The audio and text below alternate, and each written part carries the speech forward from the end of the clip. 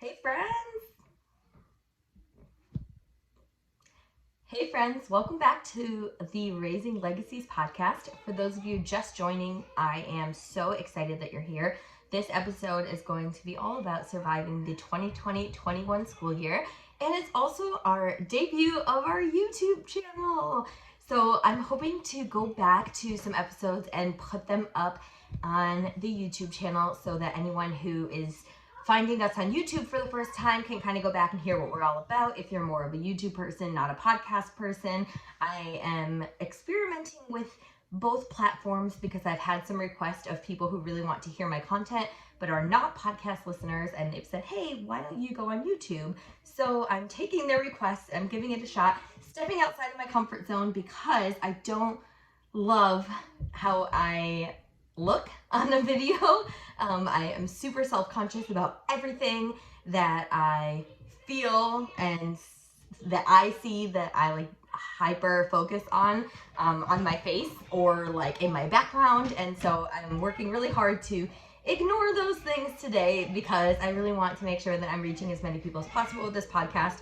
And I want to be sure that more people get to find us and share in this conversation because it's such an important one that we're having here. So I am talking to you today as an educator and as a parent. I wear both hats. I am a pre-K through 8th grade educator of Spanish. I teach in the school where my own boys go. My boys are 6 and 4. And so I am their teacher, I'm their parent, and I'm also teaching a very wide range of students. That's my full-time position. And then part-time, I'm also an adjunct instructor at Southern Connecticut State University. I love it there.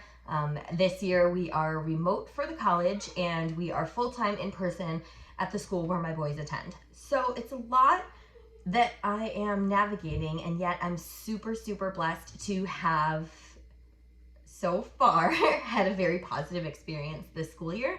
And I'm hoping to be able to share some of that with you so that we can support each other because it's a challenging year. These are unprecedented times, and the whole reason why I started the Raising Legacies podcast was so that we can connect and feel less lonely on this journey. And this is a really crazy time, and so we need to make sure we're sharing what is working for us and how we can survive this school year. I think it's really about making sure we're surviving first so that we and our children can thrive because we have had to make a lot of changes. So there are 3 things that I expect of my students every year, and I'm going to use those as our framework for this conversation because it's really important that I talk with you about what works, and these expectations really work to keep my students thriving throughout the school year. So I need to turn off my notifications. I'm so sorry, human being. So I have so far used these 3 expectations for my students successfully since I believe I started calling them these 3 things around 2015 when I had responsive classroom training, and we talked about having the students set the expectations, but ultimately they fall under specific umbrellas. And so I did this, and it always came down to these 3 things, and they are: be engaged, be positive, be responsible. So I expect my students will do that. I am going to talk with you about how you as the parent can do that and how you can ensure that your children are doing the same thing. So as far as being engaged, we want to be sure that as parents, we are engaged in what our children are learning, because whether we are homeschooling and have to be the ones to deliver that content, or we are remote learning and having to be the support person for our students, our children, when we never had to do that. It's like, there is a teacher there, but she's on the computer. She may not always be available. And there may be the hybrid option where your kids are going to school in person Monday, Tuesday, but they're home Thursday, Friday, and Wednesday's remote for everyone. And then there's the full-time students who are there all the time. No matter what format your children are engaged in terms of their education this school year, you need to know what they're learning. And so sometimes your teachers are sharing that information with you through a newsletter, a blog, or you have access to a syllabus or something like that, and other times you're relying on what your students are telling you. Either way, that's okay. Having that conversation with them and saying something like, hey, what are you learning in science right now? When we ask the question, what'd you do in school today? A lot of times we'll get, nothing. Or if your kids are my kids' age, it's like, oh, I played with my friends at recess. We want to talk about what they're learning. And so if you don't know what questions to ask, it's okay to start with an email to your teachers and say, can you just give me a general idea? I know you're super busy. You don't have to give me crazy outlines of every unit. I just want to know what I should be talking to my child about. You could also say something like, tell me what you enjoyed today, or tell me a question that you had that didn't get answered, or something along those lines. So you're prompting conversation that's not going to be answered with like, I don't know. So having conversations with your kiddos about what they are learning and you're engaged in what they're doing. You also want to be sure that they are feeling engaged. And if it's content that doesn't interest them normally, try to find a way to make it interesting. And whether you are their sole educator or you are the parent on the sideline cheering them on and answering questions as much as you can, try to do something that's fun that connects with something that they're struggling with, because the things that they enjoy, they're going to connect with automatically. Those things that are a little more challenging for them, if you can find a way in, it's going to be super helpful for you and more enjoyable for them, less stressful for them, right? So we want to think about something that tends to challenge your child. For me as a student, it was science. For my boys as students, it's stamina in terms of reading, right? So when they're reading, they don't like to sit and read an entire book just sit and read. They want to ask questions in between sentences, in the middle of a sentence, in between pages or chapters when I'm doing read alouds with my oldest. And when we talk about what we're reading, they're retaining so much more. And that works for us. So helping them to engage in the book is not like you sit down and you finish that book until it's done. It's addressing the questions that they have throughout the book, because then they actually want to read it. It doesn't feel stressful for them because they don't have to let those questions build up and wait for me to be ready to answer them. For me as a student, it was science, and now there are so many things that I can do. You can go back to Raising a Scientist, my episode that I did with Melissa Hodges, and there are tons of different things that you can do with science that you don't have to be a scientist to help your children be engaged in the content. And that's something that I really struggled with. And now I want to make sure that my boys know what they need to do to feel supported in the content. You can see my turtle, he's on his thing, he just jumped into the water. So sorry for those of you listening, the video right behind me, like on my shoulder, is where my turtle was. So anyway, we want to make sure that they are engaged in what they're doing, that we are engaged in what they're learning. There are a couple things that I want to mention to you that can be helpful, and you as the parent, whether you are finding resources for the first time or you're an expert homeschooler, these may be things you already have tried. And I'd love to hear from you, so definitely make sure you leave some comments about what it is that you're working on or what you're using as resources if I don't mention them here. So one thing that I stumbled across over the last few months that I love is OutSchool. And I jumped on OutSchool as a teacher. I jumped on as a parent. Dante has this desire to learn Korean, and nobody that I know speaks Korean. And so I found an OutSchool course for him, and he's taking it online, and he did a week-long class. It was 25 minutes a day, so long enough, to teach him something, but not too long for him to get bored. And he loves it, and he asked for more, and so I signed him up for a second session. And so there are classes that are about everything, and so it could be a good way to give your kids a break and let them explore something that they enjoy, or, as I mentioned before, finding something supplemental to help them connect with the content that they struggle with. And then I've also found just reading books about things that they're interested in, and that seems like a no-brainer, but I have to mention it because it's a thing that we're doing that works. And finding videos that also help to show them things that they like that I may not know as much about. My kids are artists, and we talk about art all the time and what we can do. One of my first episodes was raising an artist, and we talked about all the ways that my kids get messy and get into, they're actually painting in the next room right now. And so we like to do artistic things, and yet I don't have those qualities. They're not innate for me. So I'm learning, and I have to find videos sometimes on YouTube that will show us what to do. And we love that. It's so much fun for us. And so I find things that I may not know how to do. I may not be strong in art, or I may not know a whole bunch about insects, but we'll find resources so that my kids can still learn about them, because I really want to follow their lead in terms of what it is that they want to learn, and I make it enjoyable for the things that they may not necessarily jump right into. Going into being positive now. So I feel like maybe I should have started with this, but being positive is what has driven me to have the success that I've had so far this school year. And I want to throw this out there. It's September 13th when I'm recording this episode.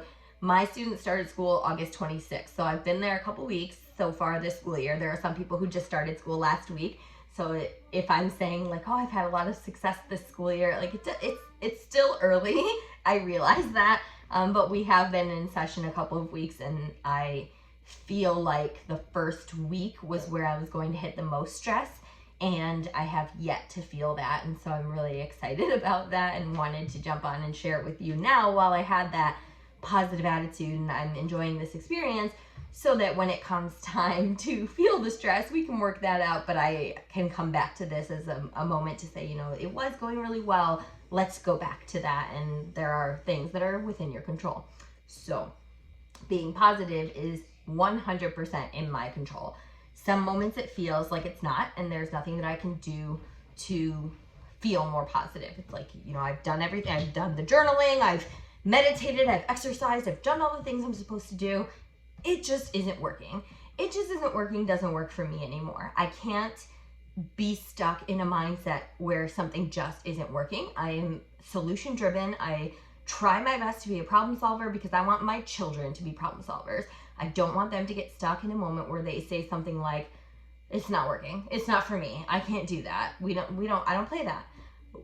I can't do that yet, or I'm still working on that. Those are our two life-saving quotes right now. I can't do that yet, or I'm still working on that, because I don't want them to have a limited mindset. I want them to have a growth mindset that will allow them to arrive at the desired destination. If that sounds cliche, that it probably is. We've done a lot of workshops in school about growth mindset. I've had to do it in advisory. I've had lots of eye rolling and, why do we have to set goals and things like that? Because it works. We have to have a growth mindset because it works. If we are geared toward moving forward in our lives, then we have to be prepared to grow. And sometimes that means looking at things that aren't working and making them work. If it's not working because it is outside of our control, there are still things that we can do in order to make it feel more manageable. So in terms of being positive, I think that has to do with what our mind is set up for. If we are already telling ourselves that this school year is crazy and it's all going to be a hot mess and the kids are going to be so far behind, all of that is nonsense, and we are not going to be moving anywhere forward thinking that way. If we are already telling ourselves that the year is going to be a mess, it's going to be a mess. It's our job to make sure that it's not a mess. It's as clean as it can be, and it's not going to be perfect.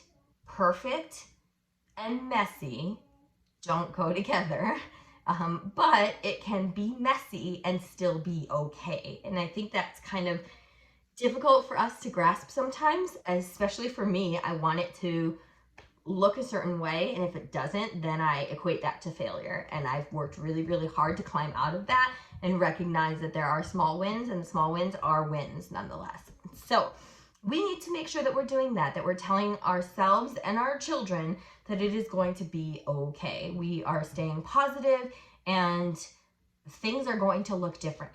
Looking different is not always a bad thing.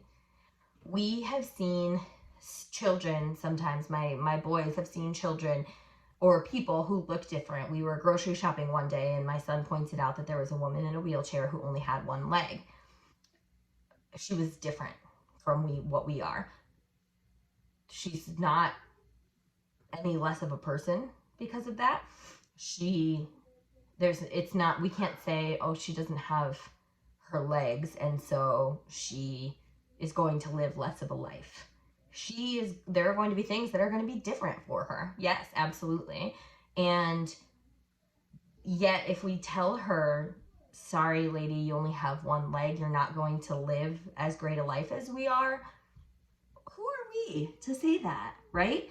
And so I think it also works that way in terms of what we're doing for the school year. It doesn't look the same, but that doesn't mean it's going to be less of a school year. And also, we really have to get out of the my kids are gonna fall behind thing, because falling behind means that you're expecting them to be at a standard, and children are not supposed to be at a standard. Every child works at their own rate.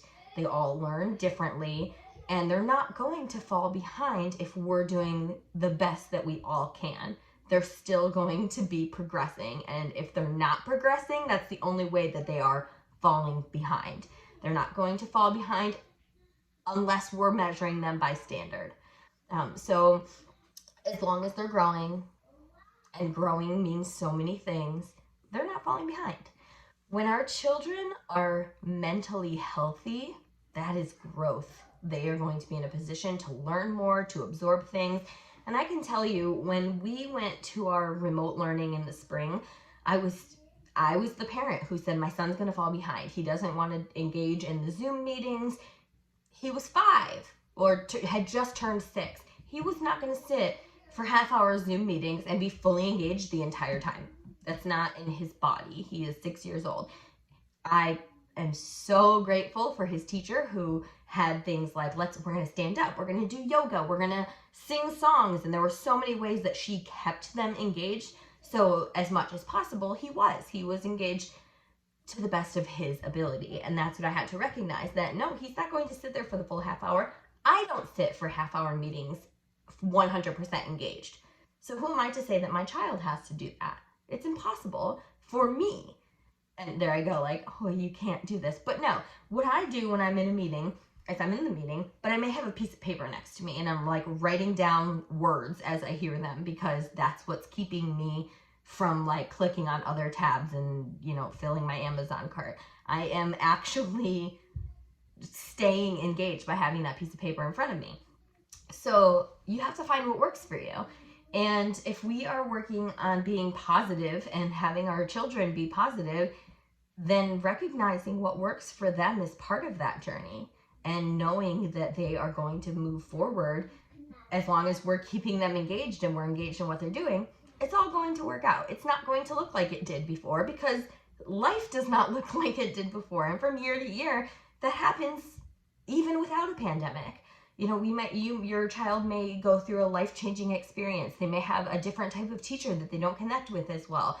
They may have their best friend move away during the school year. So there's so many different reasons why school years can look different from year to year. And a pandemic is life-altering. We're doing a lot of things differently. So we really want to make sure that we're keeping that positive outlook and knowing that, things don't look the same right now, and we're still going to be okay.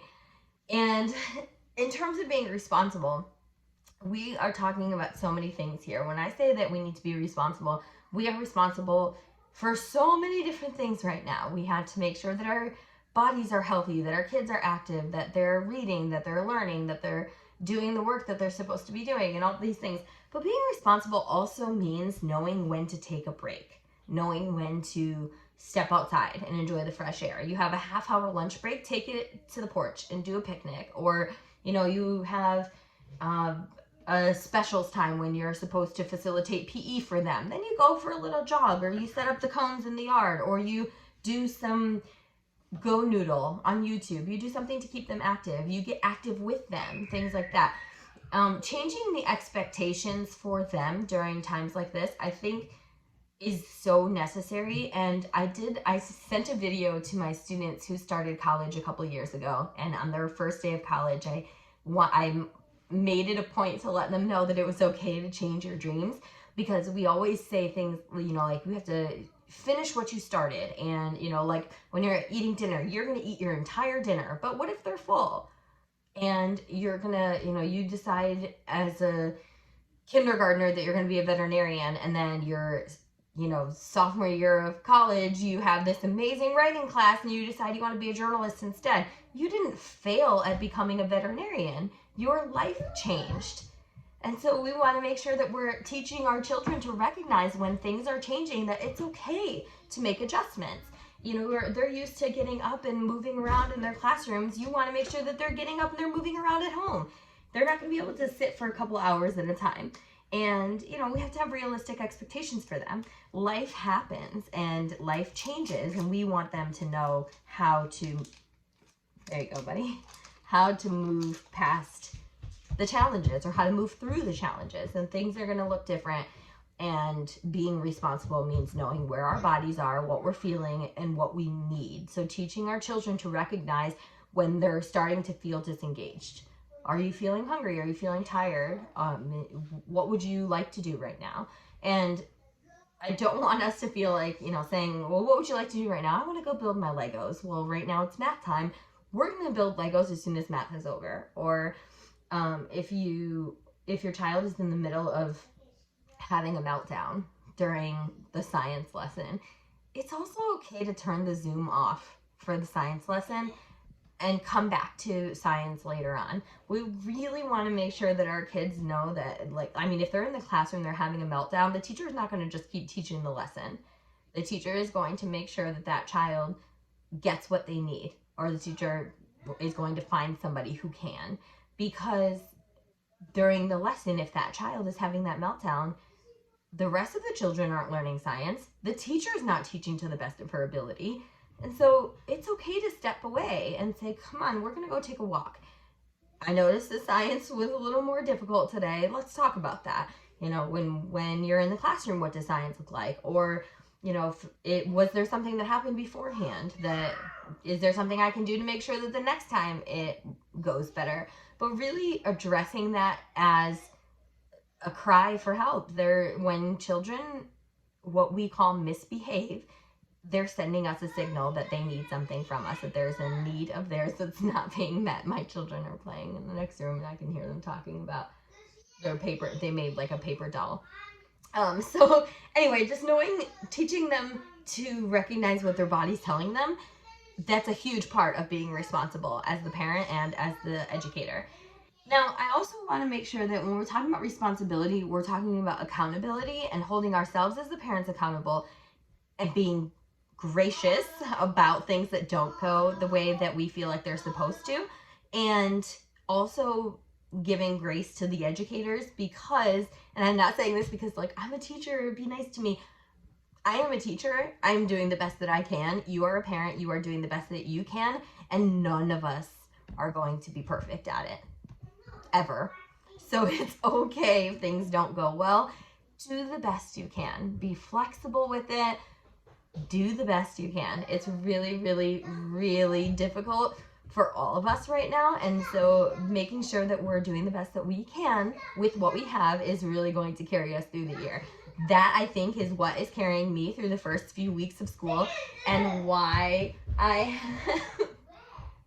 having so much fun. I want to go have fun with them. I'm almost done with this. Excuse me. Woo! Oh, allergies. So really knowing where our children are, and emotionally, physically, mentally, academically, and helping them through that is the best that we can do right now.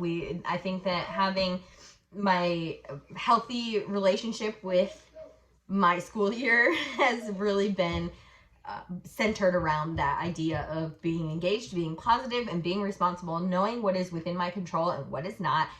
I was really afraid of mornings because all through the pandemic, from March to end of August, we were all sleeping in late, and we had to quickly adjust, change our schedule, make sure that we are learning the new routines and getting up and out of the house on time. And so I had to tell myself, I'm getting up at this time in the morning, and so now every morning, and this is not meant to make anybody feel badly, so if you're oh, well, it must be nice, listen, it was an adjustment and I had to try really hard to get here. And there are days that it doesn't work out. But in the mornings, typically, I'm waking up, I make my coffee, I pack lunches for the boys, I take my shower. I will sometimes load the dishwasher if I didn't get to it the night before. And then I am getting the boys up and ready, and we're leaving the house on time. We're in person, and so we all have to leave the house by 7:10 at the latest to get to school on time. And so we are working really hard on adapting to that schedule, but I had to tell myself, like, this is what I'm going to get up in the morning and do. Not, this is what I have to get up in the morning and do, or like, I'm never going to be able to get all of this done. I said, this is what I am going to get up in the morning and do. And I did it. There was one day recently, like 2 days ago, when I had to get things up and moving, and I slept a little longer. So the coffee took a little bit longer to make, and the school lunches were not ready yet. And so I kind of just like threw everything in the bag, left the house, got breakfast on the way, and then I had a few minutes that morning where I could just go and like assemble the lunches like in my office and then stick them in my boys' lockers. I had to just roll with it. It was so different from what I had done those first, like from the first day of school until this past Friday. I had it down, and that one day things weren't working the way that they had been. I hadn't loaded the dishes the night before, and I was like, I can't even touch a dish right now. The thermoses are dirty. I don't know what to do. So 2 years ago, me probably would have just broken down and been like, and had to freak out and called my husband and been like, what do I do? Where do I go? This time I was like, we're going to figure it out, and it's going to be okay. And guess what? It was okay. Nobody died. Everybody ate, and I didn't take it hard. Like, I didn't put pressure on myself to make it exactly like it was the days before. So there are going to be days when it's not perfect. There are going to be days when things don't look the way that we want them to. And if we are being positive about it, and we are engaged with our kids, and we are responsible for ourselves and teaching them to be responsible for themselves, we're going to be okay, my friends. It's going to be different, but different is not always worse. We want them to be able to adapt when things get tough. And I always say, life is tough, but so are you, and so am I, and we're going to make it. So I can't wait to hear all the things that you're doing to keep this school year going well, or to have kicked off the school year on a positive note if you just started. Let's share all the things. Let's share all the things that are going well. Let's send each other warm wishes, because it's a tough time, my friends, and I'm so grateful to have a community where we can lean on each other and we can share with each other and know that, you know, there are going to be days where it's hard. We need to stay positive. We need to keep moving forward so that our kids learn how to do that too. Thanks so much for joining me on the Raising Legacies podcast. You know the deal. Subscribe so you never miss an episode. Share the episode with people who need to hear it, because we need to lean on each other. It takes a village. I will always say that. And I think that that's all I have for you. So have a fantastic week. See you next week. Love you guys. Bye.